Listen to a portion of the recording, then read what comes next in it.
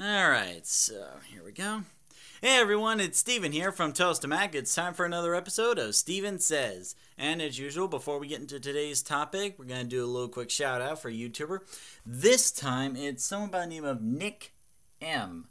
Not only is he a pretty funny guy, but I actually work with him at work. So, as you can see here, he does a bunch of discussion videos about Dragon Ball Z. From is Piccolo still useless or not, how people reacted when Android 17 returned, and thoughts on the Zamasu arc in Dragon Ball Super, which is my personal favorite arc, by the way. Didn't really feel too much about the other arcs, but the Zamasu one, that was deep. And so on and so forth. The most recent one was around 2 weeks ago, was about the death of the Japanese voice actor Hiromi Suru, which was the voice actor for Bulma in the Japanese dub. So rest her soul and whatnot. So yeah.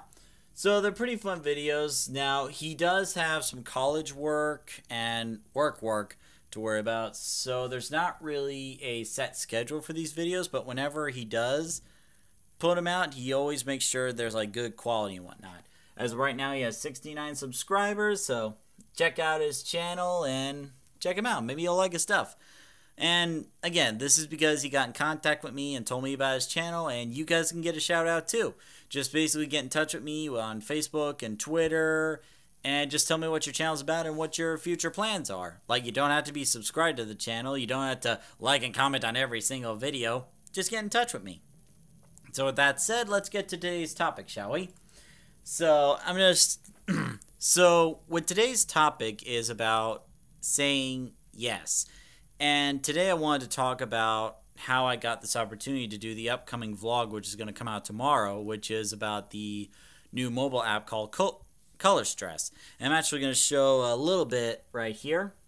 As you can see, I made a custom thumbnail for the background for my vlog.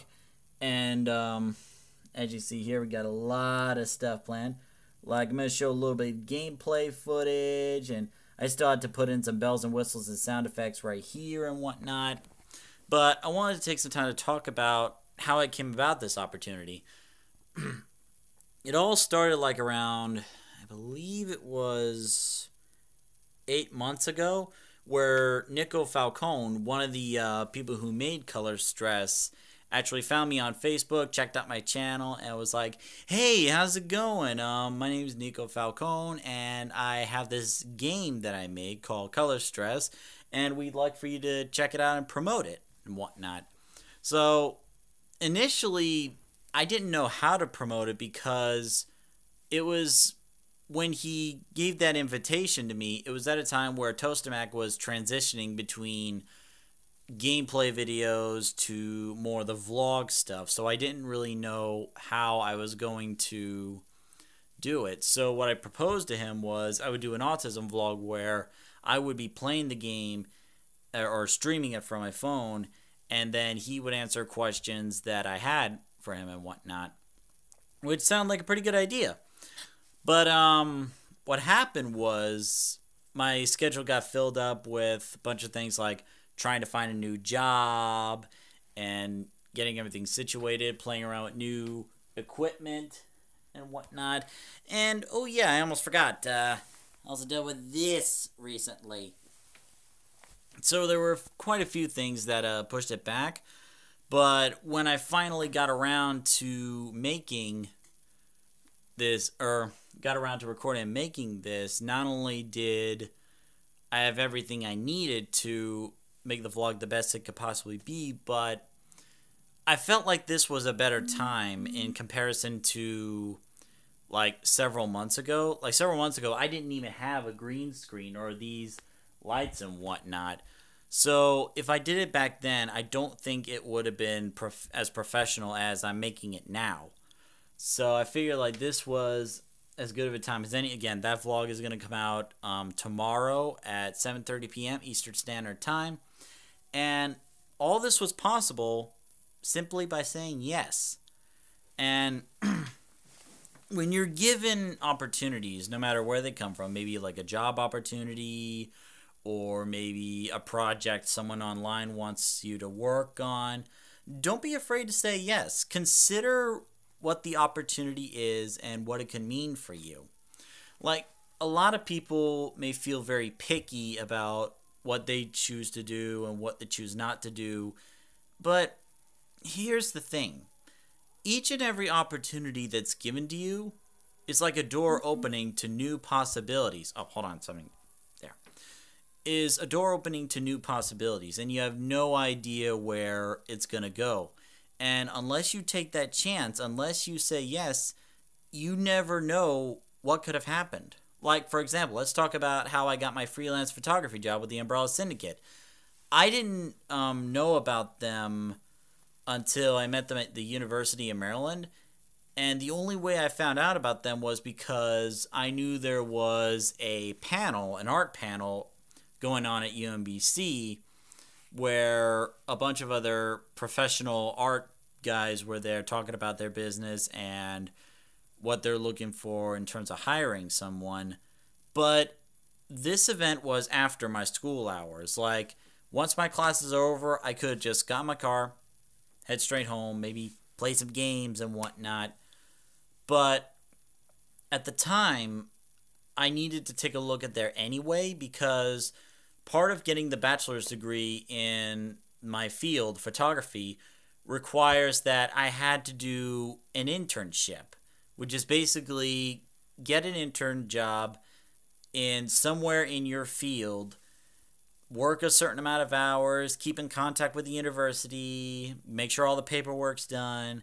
So without that internship, I wouldn't have been able to get the bachelor's degree. So I went over to the event, and I was kind of disappointed because while there were several people there, in terms of like professionals and people looking to hire and whatnot, I didn't really see anybody that screamed, "Ooh, opportunity, opportunity, opportunity."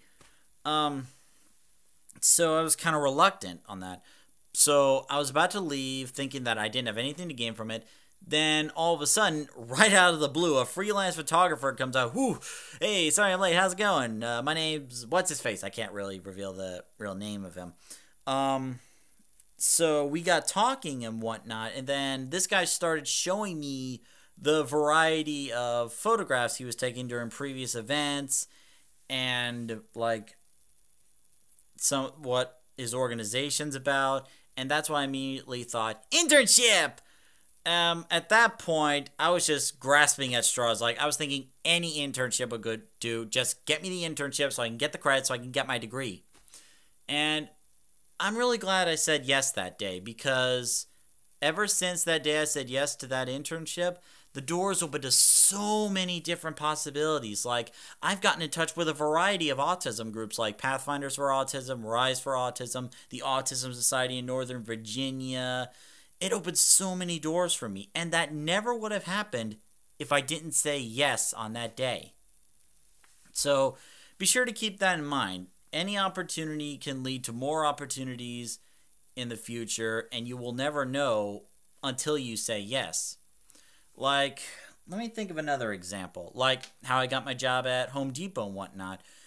When I left my school photographer job, I had to look for a new one, obviously. And originally, I was trying to find a new job in photography and videography because that's what I got my degree in. But unfortunately, when I looked up all the videography and photography jobs, even the entry-level ones required 3 to 5 years experience with equipment and software I knew nothing about. Yeah, entry-level. Go figure. But I digress. So I was getting really frustrated about it. And my parents were like, well, just look for a job right now. That way you have money coming in. And I understood where they got from, but I still wanted it to be in my field. Which made it really hard for me when it came around the start of the new year. So, like January, I was working a job, but it was absolutely terrible. I'd rather not talk about it. So it wasn't until like around March where I was starting to get really desperate. And it was at that point where I had to swallow my pride and accept the fact that I wasn't at the point where I could do what I wanted to do for a living. So once I swallowed my pride, I sent an application to the Home Depot under the assumption that it'd be a part-time job. But when I got to the interview, like, those guys just started to love me right off the bat. Like, when I got through the first interview, the person interviewing me had some really good vibes about me and was going over the details and how they could work around my schedule and whatnot. And right when I was about to leave the door, like, okay, first round's done, I'll wait for another day for the second round, another employee goes around and says, oh, wait, can you hold on a minute? The manager has some time. She'd like to talk to you right now. Like, wait, what? Now? So, yeah, I had my second interview that day, got more details on the job, and not only did they offer me full-time hours, but they offered me more payment than all the other jobs I had so far. So I was getting more money, I was getting benefits, and stable hours, and I met some amazing people during that workplace. A lot of them I would consider my friend. And again, that never would have happened if I never said yes. Okay, so I heard some laughter in the background, so I'm assuming my family's watching something without me, so I'm going to go ahead and end the video here. Thank you very much for watching, ladies and gentlemen. If you like what you saw, don't forget to like, comment, and subscribe. And also be on the lookout tomorrow at 7:30 p.m. Eastern Standard Time for the autism vlog on color stress. Thank you. Bye-bye.